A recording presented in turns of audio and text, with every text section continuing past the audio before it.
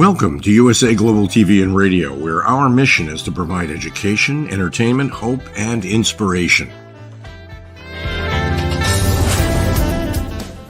USA Global TV and Radio connects you with experts and audiences all around the world every single day to help you succeed in business and to live a richer life. Visit us at usaglobaltv.com to learn about career and life-changing training and mentoring programs like the Listening Mentor. Subscribe to our newsletter to stay informed about our special programs and offers. Discover how you can become a guest on one of our shows or a host or producer of a USA Global TV and Radio show of your very own. That's USA Global TV and Radio, where the doctor is always in.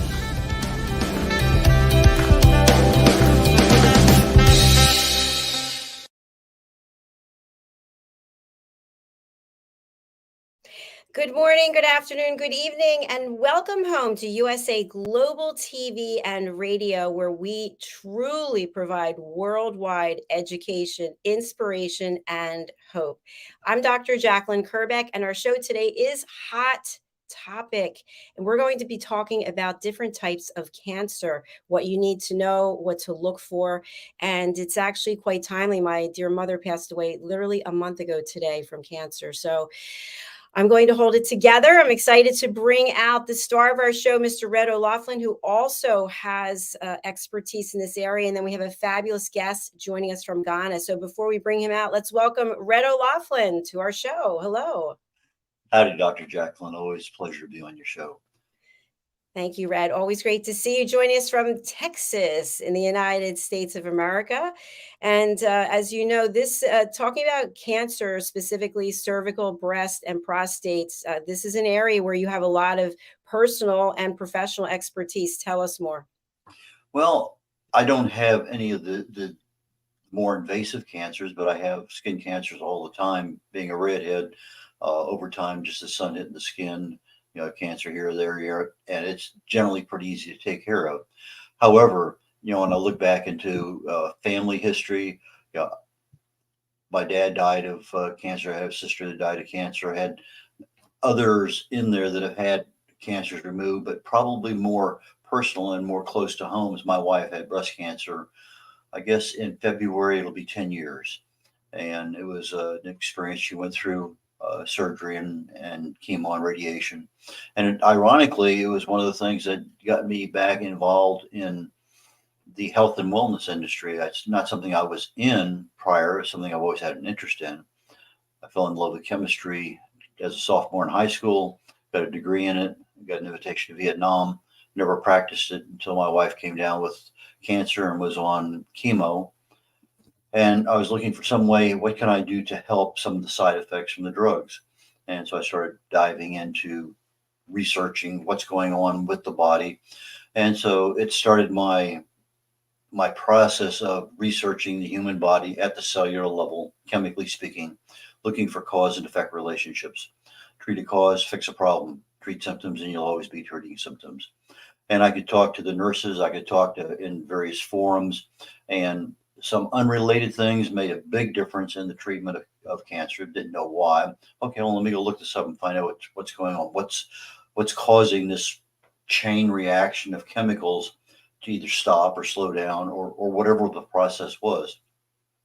And so from that perspective on, it's been a learning curve of, well, what causes arthritis? What causes Alzheimer's? What causes other kinds of things? And so from the perspective of a cause and effect analysis of disease, that's kind of where I'm at today. That's what I research. It's what I write about. It's what I speak about. And it's what I talk about here on the USA Global TV and Radio Network.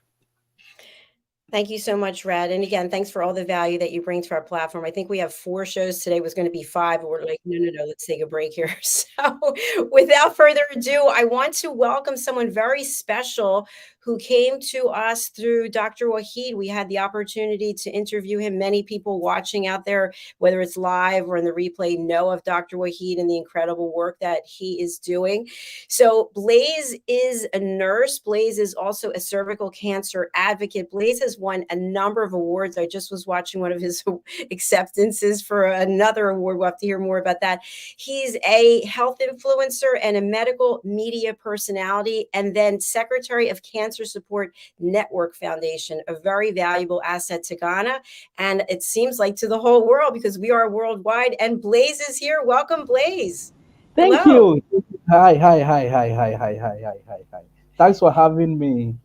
It's an absolute pleasure. And as Red was saying backstage, you have a beautiful smile, you've got this great presence, and yet you're dealing with topics, you're dealing with things that are dark, right? That can be terrifying and frightening and life-changing. How does someone with such positive energy and vibes get involved in a field like cancer advocacy? Yeah, yeah. It has really been a great experience in cancer advocacy. For the past 8 years, I have been advocating for prostate cancer, breast cancer, and cervical cancer. And initially, when I started this whole advocacy, I started with the cervical cancer. Um, One night, I saw two sheets of papers folded, and something prompted me to open one. So I opened the first one, it was cervical cancer. And I was saying, a man talking about cervical cancer, why is a man seeing cervical cancer? So I was a little bit, it was some way. So I just decided to open the second sheet of paper that I saw in my dream.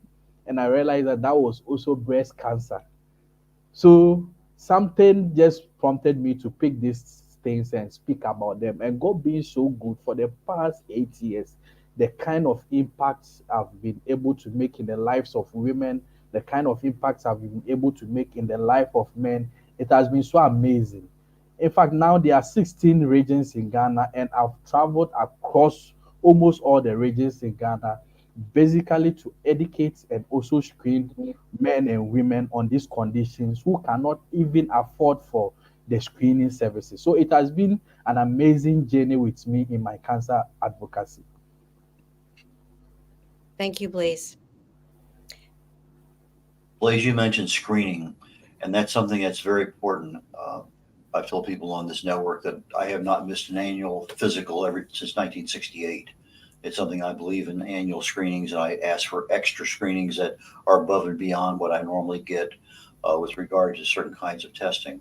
I think it's extremely important that you get these kinds of things. In fact, my wife was at her oncologist this past week, and it's been almost 10 years since she had surgery, and they want to bump her blood tests up so it's every 6 months rather than once a year, just to have that assurance if something's going to happen, they can catch it early enough.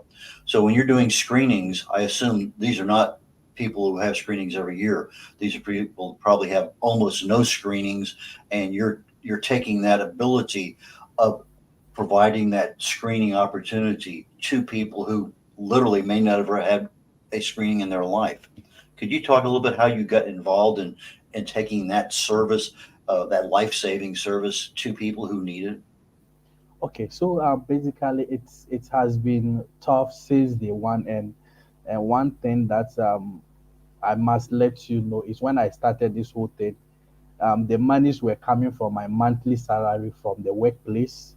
That usually I will gather some money for like 3 good months, then I'll move out to a certain community with some medical personnel to help screen these women. And at times too, through some individuals who also provide their support to me to help these women. There are also philanthropists out there who also help. And one good thing is usually when we get positive cases who need further investigations and treatments. At times, I reach out to individuals, I reach out to certain organizations to appeal for their support. And one thing that Cancer Support Network Foundation, which is founded by Dr. Juliet Apia Kwanzaa, who is also an oncology specialist in the US. She's doing marvelously well in also helping in supporting these patients whenever they need finances or money for treatment. So basically, the screening services, most of them are being funded from my own salary. My That's goodness. that's pretty impressive. That's amazing. That's a true commitment. Yeah. Absolutely. Yeah. Blaise, I went for a mammogram recently here in the States, and I was told by the technician that here in this country, we're going to be advocating, I don't want to say mandating, I'm using air quotes, that mammograms take place every 6 months. So, what are you finding? I mean, based on the fact that you're finding this yourself, how often are these screenings being recommended? And Red had mentioned this might be a once in a lifetime type of thing for someone. Yeah. So with something like prostate, let's say the prostate screening, usually I recommend that as soon as from 40 years and above, at least every year during the prostate cancer awareness month, you can have your PSA test done.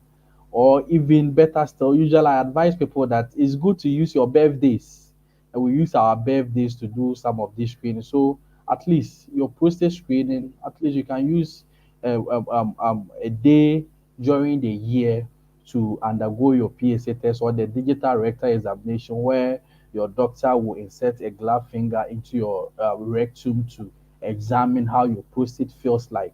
And with the cervical cancer screening, depending on your age, usually it's recommended that at least every 2 to 3 years you should have your pap smears done.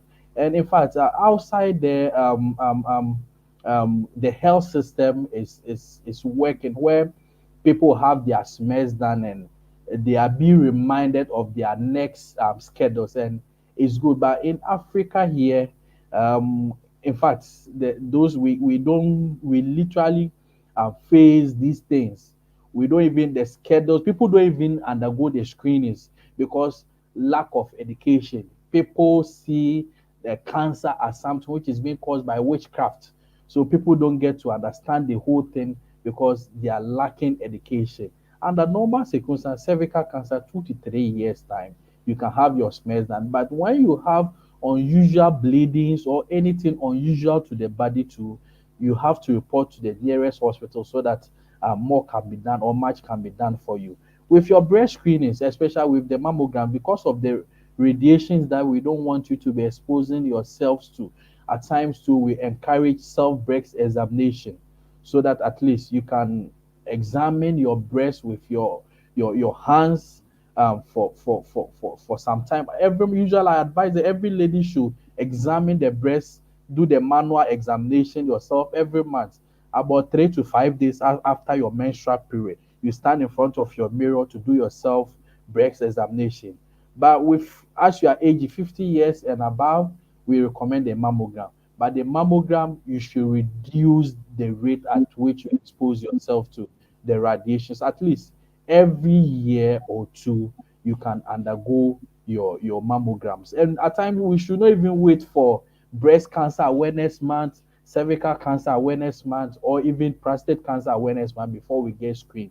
Usually, I say that every day is cervical cancer awareness month, every day is prostate cancer awareness month, and every day is breast cancer awareness month. So these are the various options that we have that at least you can walk in and have your smears being done. I even encourage that these services should be accessible in our various workplaces because people are very busy and they can't move to the facilities for the screening. So if the screening is even accessible to companies, organizations, they can easily do it every year or two.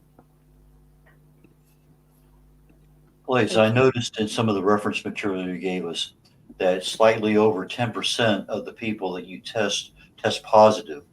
Is that something that you've seen consistent over the last 8 years that you've been doing this? Please come again. In the data that you gave us when you're doing the screenings, Yeah, about 10%, a little over 10% of the people have tested positive for cancer. yeah. And so the question that I have is that a trend that's been consistent, or has it been growing or declining? 10% is a pretty high number. And I'm just kind of curious, is it sustaining at 10%, or you're still in the process of trying to determine what the real rate of cancer is? So for the past year, up to even 2023, I think if we are to look at our cancer cases, they are rather rising. They are not declining, and because in fact, in Africa here, we most of our system we don't have a proper plan for cancer screenings, and we don't have a proper plan where people will be educated, will be well informed about this screening stuff. So it's rather increasing. It's rather increasing. These three cancers they are on a rise in Ghana. These three cancers in other countries they are on a rise, and it's very alarming. When you look at cervical cancer, for instance, in Ghana, every year just close to 3,000 women are diagnosed of cervical cancer in Ghana. Out of that, more than half lose their lives. So you can just imagine every year to when we come to the breast cancer cases in Ghana, for instance, every year we have more than 2,000 diagnoses, and about even half of them to lose their lives. So it's just a matter of the rising nature of these cancer cases because there's no awareness and our organizations or our stakeholders too are not helping to help screen a lot of women. Me as an individual, I'm doing my part to help support these people. But as a country, what are we also doing to support these women? At first, we were even advocating that at least screening should at least be covered with the national health insurance so that poor people can easily access it. But it's no avail. So the cases are rising. The cases are rising. They are not declining. And when you pick about 10 cases, people who present to the hospital with cancer cases, about nine of them come in the advanced stage where little can be done for you. We only do what we call a palliative care, where we relieve you of only your symptoms, but with the cancer itself, it can't be cured. Most of our clients come to the hospital at the later stage because at times there are even misdiagnoses. At times, some people, the one thing that makes medicine very difficult is that most of the the signs and symptoms are very similar. So people don't easily recognize these things, and at times even professionals even misdiagnose. And by the time the person realizes the thing has gotten to the advanced stage, so cancer cases are being on the rise because our lifestyle, about one third of about cancer cases are caused by tobacco use, and still there is an increase in tobacco use in the world. Two, we have alcohol consumption. Our diet too is something that we don't pay much particular attention with, and our physical activity. Most of us we are physically inactive. We don't exercise. We wait for awareness month before we create a challenge that let's work for breast cancer. Let's do this for breast cancer. What of the other days? What are we doing for the other days? So some of these things are still in the rise. Passive smokers, active smokers are still engaging in the smoke, and now there's shisha, and the shisha is now killing the youth. And just imagine WHO saying when we take an hour section of shisha, it's about 100 sticks of cigarettes, and our youth are still engaging in it. So it's something that is on a rise, and if we don't take care within the next 5, 10 years, we should be doing more. We should be doing more. Yeah. Blaise, thanks so much for sharing that information. I totally agree with you. Since you're funding this yourself, how much approximately is this screening, and how many people are you actually able to support by getting screenings? Okay, so in Ghana, a pap smear is like, let's say how much is even the in Ghana cities over here is like about 250 Ghana cities for a pap smear over here, and at times you can even get the lesser one for 150 Ghana cities. So every 3 months, I try as much as possible to screen about 50 people. Every 3 months I try as much as possible to screen about 50 people. So I can say that is about let's say about $30 or $25 here in Ghana. And usually with the breast screening we do more of the manual screening, the normal breast examination that we use our palms to examine. But mammogram too over here is like about $20. So when we find abnormal cases, especially in people who are from 50 years and above, I try as much as possible to also solicit for funds where the person will undergo a mammography. Thank you. Have you found that the rate of cancer in Ghana is higher in some areas than others? That might be because of some kind of uh, pollution or industry or other activities that are going on.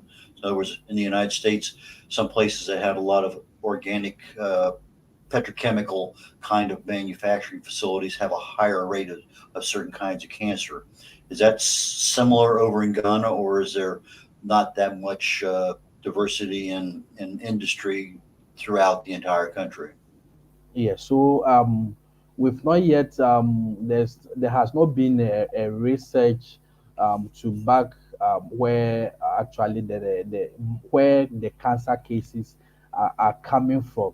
But in here in Ghana, for instance, most of our cases we get them from Kumasi and Accra, where and there are few treatment centers in Ghana here. We have one in Kumasi and we have two treatment centers in Accra. And most of the cases we find them here.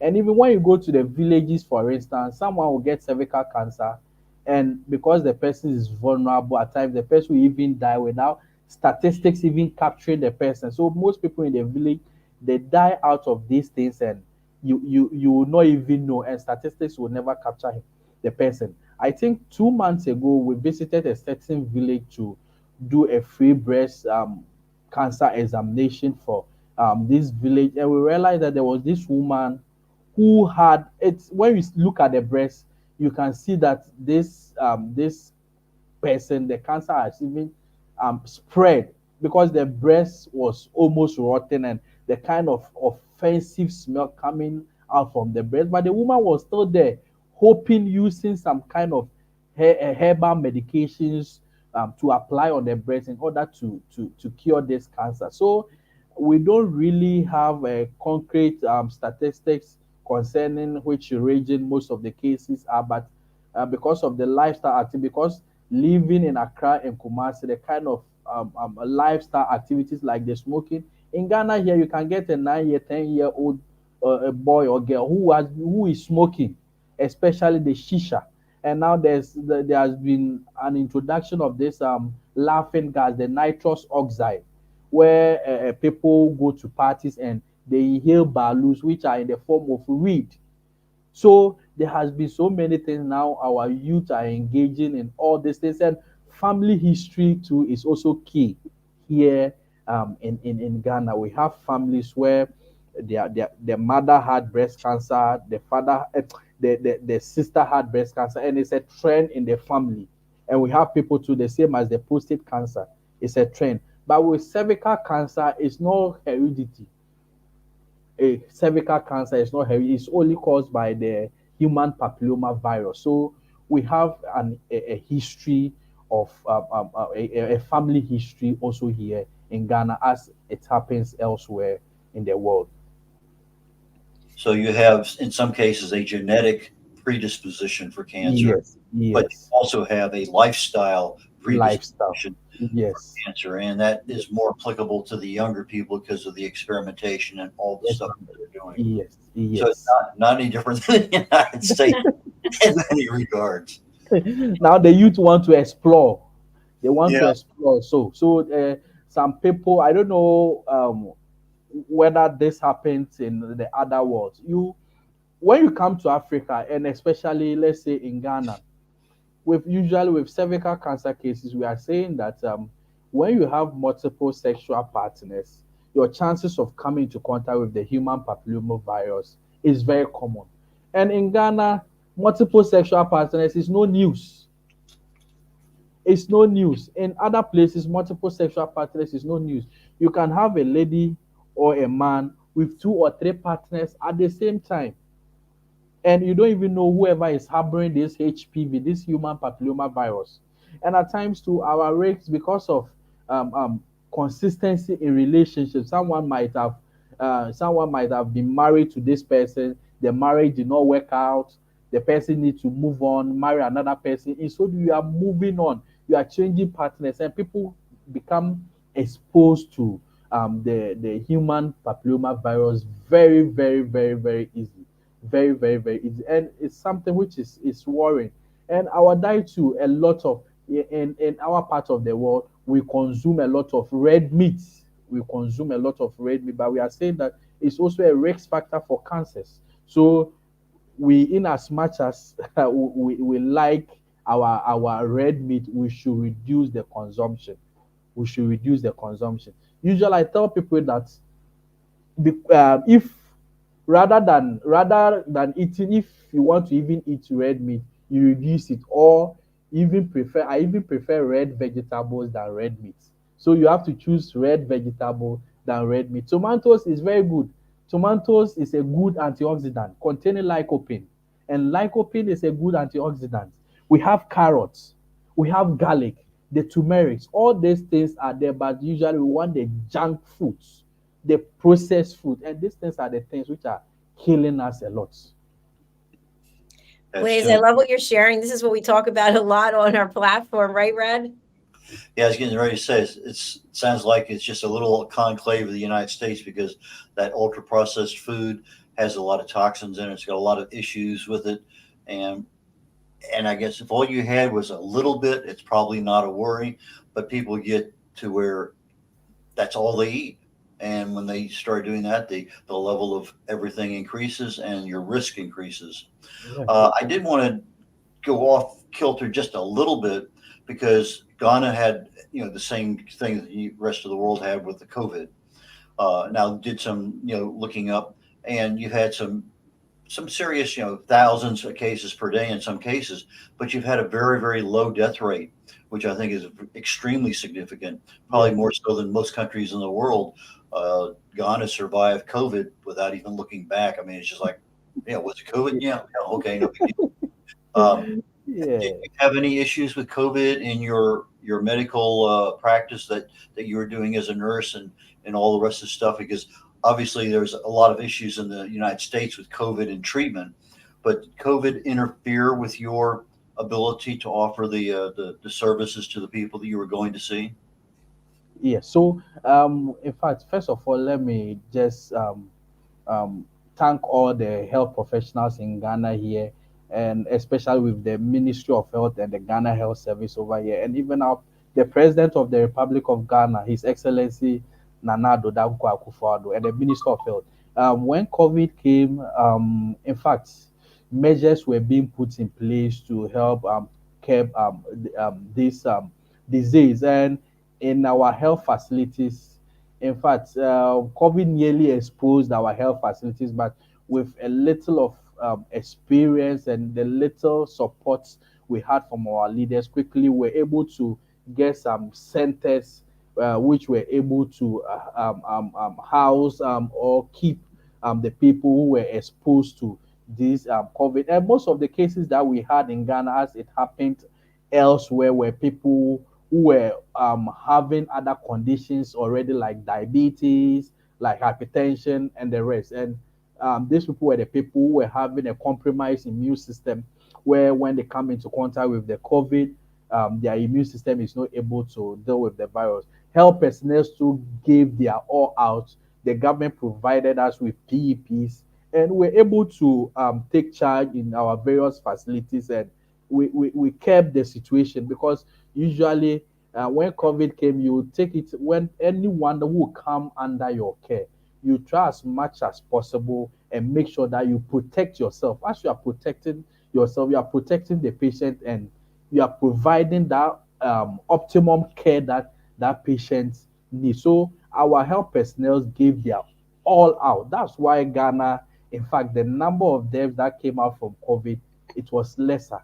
We're all into this, and our leaders also supported us with the necessary PEPs that we needed in our various facilities.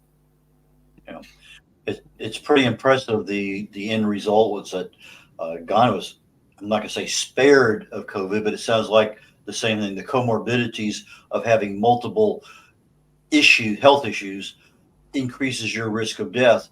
But that's common no matter whether COVID existed or not. It doesn't mean once you start having, as you say, hypertension and diabetes and heart issues. I mean, all of a sudden, it doesn't matter whether COVID's there or not. A cold or something else will come in and become just as destructive. But uh, when you're doing your screenings, I assume that there's some level of education awareness that you're providing. Tell us a little bit about how you provide this educational service to the communities you go to. Okay. So so let me take something. At times we make people know about what cancer is. In our part of the world, like Ghana, when people hear of cancer, um, they tell themselves that, oh, then I'm dead. We try to let people know that cancer is just is something which when you see it early, there's a lot of options for you. And we try to let people know cancer is just one name that we've used for so many diseases. We have more than 200 types of cancers, and we let people know that this cancer just occurs as a result of the overgrowth of cells, and our body is made up of millions of cells. Our body is made up of millions of cells, and these cells have what we call a lifespan. It gets to a time these cells need to die or they need to fade out so that new cells replace them. And as we know, a car without an engine, the car doesn't work. So these cells also have an engine called the DNA. This controls the cell. So whenever certain risk factors or certain things damage this DNA, then cells begin to multiply. And one defining thing about cancer is their inability to create more abnormal cells and invade in other organs and tissues. And some of them, their growth is very aggressive. Some is also slow.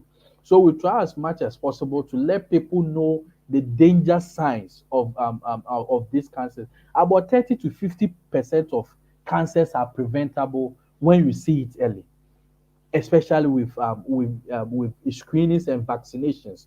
Now, WHO is even recommending that at least by 2030, we should be able to vaccinate at least about 90% of girls before the ages of 15 years. And even at least by 2030, we should be able to screen more women.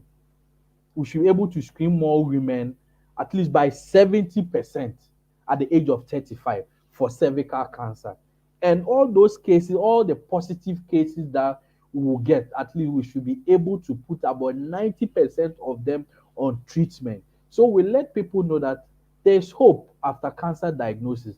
When you see it early, you can easily treat it early, or there can be a lot of options for you. And in here in Ghana, at time when we are talking about the prostate, for instance, people confuse themselves with prostate cancer, prostatitis, and prostate enlargement. So at times, people experience maybe pain during urination. People will be having some blood coming out from their urine, and they will having these signs and symptoms, and they'll say, "Oh, I've gotten prostate cancer." So we let people know that prostatitis is an infection of the prostate. Prostate enlargement is just that with aging, your prostate will enlarge. But the good thing is, it all depends on your lifestyle, where you can manage your signs or symptoms that you face. So you cannot run away from prostate enlargement. But with the cancer is where certain factors damages the DNA of your prostate cells, and these cells begin to multiply and invade in other tissues, in other organs. And so we try to make people know the warning sign. Usually what I tell women, especially when it comes to cervical cancer cases, is, initially cervical cancer, their signs or symptoms, they are asymptomatic. At times you don't even see it at the early stage, but at times too, you will see certain signs that will prompt you that no, this is unusual. I tell women that you need to know what is normal in you, so that whenever the abnormal thing sets in, you get to know. At time, most women will come to the hospital, a doctor will ask the person, when was the last time you had your menstrual period? And even the lady or the woman cannot even remember when she had a menstrual period. People can bleed for a longer period of time. If you're a lady and you bleed for a longer 2 3 weeks, you are still bleeding a month. I had one woman who bled for like 9 good months and was still asking whether she should come to the hospital. So we tell them, whenever you are having this kind of abnormal vaginal flow or bleeding, you should be able to report to the nearest hospital. Whenever our mothers, those who are their menopausal stage, when you get to that stage, estrogen level drops, progesterone level drops. So we don't expect that you'll be having your menstrual period during your menopausal stage. But we have women who get to that stage and they are still having some form of blood flow coming out from the vagina. So when you see that, you should be able to report. People bleed after sex, postcoital bleeding. We let the women know that when you bleed after sex, you need to report. At time when a cervical cancer and the cervix become fragile, the cervix become weak. Any little penetration and it hits the cervix starts to bleed. So when it happens that way, you need to report. When you have pain during sex, consistent pain, that's dyspareunia, you need to also report. Some of the pains might be due to pelvic infections, pelvic inflammation. So you need to report to the hospital so that we can examine and check and see whatever is going on. The sad thing is when it gets to the latter stage, that's where there will be at times fistula, there will be at times there can be leakage of urine and feces coming out from the vagina, and your chances of survival on this earth is about 15%. The same way applies to the breast. You need to know the breast. I tell women that not all lumps in the breast are cancerous. Some are benign. They are just lumps that when we detect, we can easily take it out. So as a woman, know your breast, know your breast shape, know your breast size, know how your breast feels like, so that when any abnormalities occur, you can easily detect it. So I advise women to at least every month try as much as possible, examine their breast or visit the nearest hospital. Don't wait till October, visit the nearest hospital, or you can do it for yourself. When you observe any changes on your breast, when you observe any lumps on your breast, or even under your armpit, because the breast pressed to your armpit, you can easily report so that a lot can be done for you. And any discharges coming out from the nipple, which is if it's even bloody, or any whitish discharge, if you are not breastfeeding, it's not supposed to happen that way. You need to also report. At times, some people have a discoloration in their breast, and at times, some people would think that is normal because they don't know how their breast looks like. So, with those kind of color discolorations of the breast, you need to report as early as possible so that we can do a lot for you. And God being so good, all the positive cases that have come into contact with, they've been able to undergo treatment for free, and they are still surviving now. Wow. Blown away. I just learned so much from you that I've never heard here from any doctor. So I have to thank you, Blaise. That was outstanding that you provided all of that information that is so significant that we really need to know. And I'd love to invite you to come back because we are actually out of time and there's so much more I wanted to ask you. So will you come back and join us again? Oh, yeah. So I think probably we can do it early in October, first week in October. Is that fine? Yeah, we look forward to seeing you. We want to discuss what all those awards are behind you and what it's like to be a medical media personality. So there's so much more. Blaise, what's the best way for people to get in touch with you? We've been showing your banner. We also have your contact information, which is Instagram as well as Facebook. And there's some other ways for people to reach out. How would you like them to contact you? Okay. So you can contact me through Facebook, the same name, Blaise Ackom, Instagram Blaise Ackom, TikTok Blaise Ackom, and my email is cervicalcancer06@gmail.com. So the lab for cervical cancer. So cervicalcancer06@gmail.com. And the contact number is +233 24 031 5450, +233 24 031 5450. Yeah. So I would like to say I would like to say hi. I would like to thank all my people at the Madina Polyclinic Kekele for all their support. My medical director, especially Dr. Mrs. Prince Lassian, for all the support that they've been giving me at the Lankwanta 9 district. It's a great pleasure. It's a great pleasure. Blaise, it's been an honor to meet you, and thank you so much for all the incredible work that you are doing. You are a true humanitarian.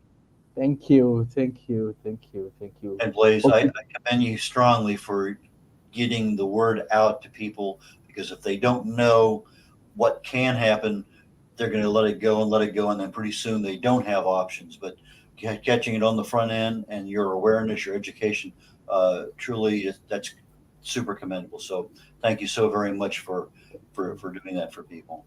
Thank you, thank you. Hoping to see you next time. I look forward to Absolutely. it. Yes, Blaise yes. Ackom joining us from Ghana. Thanks so much. Be well, and we look forward to welcoming you back. Thank Bye you. for now. Bye, bye, bye, bye for now. Wow, Red. I felt like that was Red part 2 right there. Well, as you talk about many times, good morning, good afternoon, good evening, because the USA Global TV and Radio Network is worldwide, and Ghana is one of those countries in the world that you just don't expect to have somebody as a guest on. Very, very informative today.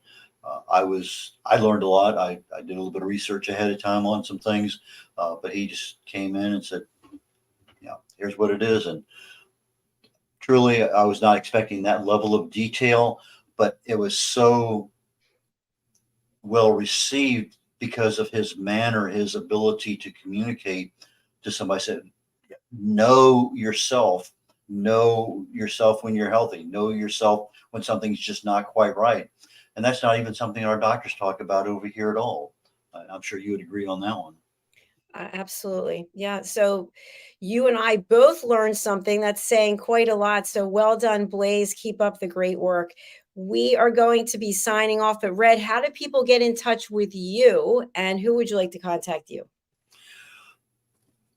I am a book coach. I'm a writer. I'm a speaker. I primarily work in the world of health and wellness. I concentrate on longevity. Easiest way to reach me is through my email or my phone.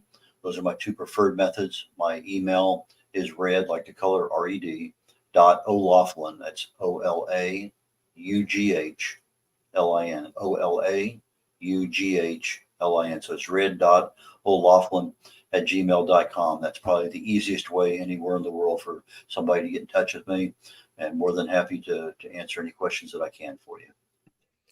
Thank you so much, Red. And before we sign off, I know we're running out of time. Today is also the International Day of Listening, and we have a new book that is out. It's out today, Mastering the Power of Elevated Listening. So this has been a labor of love, as you know. This is the calling card that I'm going to be giving out to people. This book contains 2 assessments on listening. So you take one when you first start the book to see what are your listening skills. How many times do people tell us they're great listeners, Red? And then we're like, yeah, I don't know. There's some work that could be done there. But then there's also a test at the end to see how much you actually incorporated and understood and can actually make actionable. And then there's testimonials, there's case studies. So please go over to Amazon and pick up your copy. Red? Okay. What was the name at the bottom of that book that you kept trying to hide from us? Is that my name? Yeah, it kept going in and out of focus. So, but yes, that's your, not banner. It's your brand as a chief listening officer for USA Global TV and Radio Network. But as Dr. Jacalyn Kerbeck, well known in many, many regards. And in addition to that book, you have another couple books that are also out literally this week. Would you talk about the 2 of those? Absolutely. So we had an issue with the cover. This is forthcoming. It's been available in an ebook. It's available right now in an ebook. And it was a #1 Amazon new release at least 10 times. I'm sorry, #1 bestseller at least 10 times so far since we released it. But this is for children. It's the 5th book in our children's series, The Amazing Adventures of Lady Ella, the Listening Mentor. And what I think is so special about these books is that all of the animal characters on the book cover represent real people who have taken the course the power of listening that we offer here at USA Global TV and Radio. And that's available right now. The paperback will be available, I would say, probably within 24 hours. And our next book is being delivered today, Red. I can't wait to see it. So we'll talk a little bit more about that. But we will be celebrating the International Day of Listening on another day. And to Blaise's point, Blaise gave a lot of great information. It's about listening. It's about listening to what information is out there, and then what are you going to do to process it and incorporate it and bring it into your life. So I think I was listening acutely to what Blaise was saying and realizing that there's a lot of things that I don't even know that I didn't know, that I'm grateful for him. So I hope that people will realize, as we say, you have 2 ears and 1 mouth. And when you're using those ears, you really can learn something that could save your life. So God bless you, Blaise. Thanks for being here. God bless you, Red, and everybody else for coming right back. Red, what's the next show before you go? Food and our emotions. And we're going to be talking today about kosher foods and how does that affect your health? How is it different than the standard American diet, the Mediterranean diet? There are a lot of things that we hear, but sometimes we don't go into enough detail to understand. Well, what exactly is it yet? I know what it is, but anyway, that's what we're going to try to solve today is what is it? What does it mean? How can it help me? So Food and Our Emotions coming up in about 14 minutes on the USA Global TV and Radio Network. All right. Thanks so much, Red. We're signing off for right now. We look forward to seeing you momentarily after we take a health break. Okay. Bye for now, everyone. Thanks, Blaise. Thanks, everyone.